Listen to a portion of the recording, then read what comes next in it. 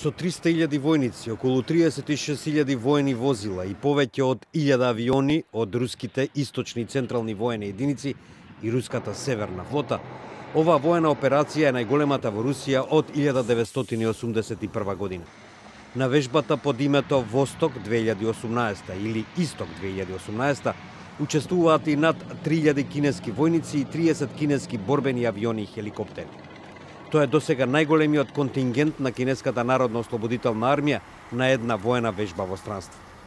Над 1000 парчиња кинеска воена опрема пристигнала во Русија уште во август минатата година и оттогаш биле спроведени неколку воени обуки.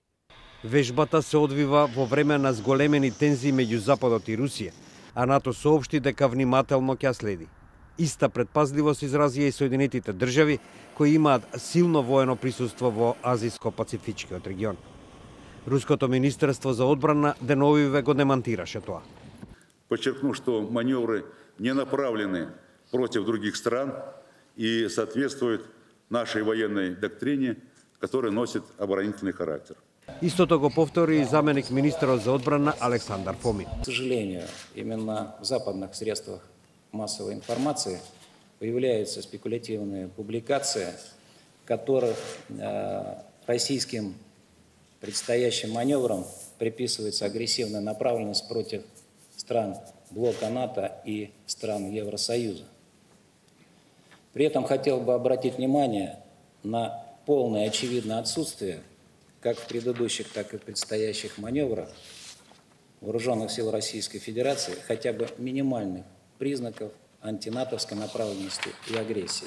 Кина и Русија и досега спроведуваа заеднички вежби, но не и во толку голем обем, а вежбата Восток 2018 сигнализира поблиски воени врски меѓу двете земји, но и представува своевиден потсетник на Пекинг дека Москва е способна и подготвена да ја брани својата ретко населена област на далечниот исток.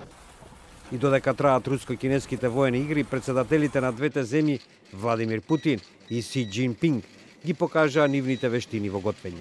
По разговорите во рускиот град Владивосток, Путин и Џинпинг во конјски престилки пржеа традиционални руски палачинки, познати како блини, и ги пробаа со морски специјалитети, вклучувајќи црвен и црн кавијар. Сето тоа беше проследено на вообичаен руски начин, со руска водка.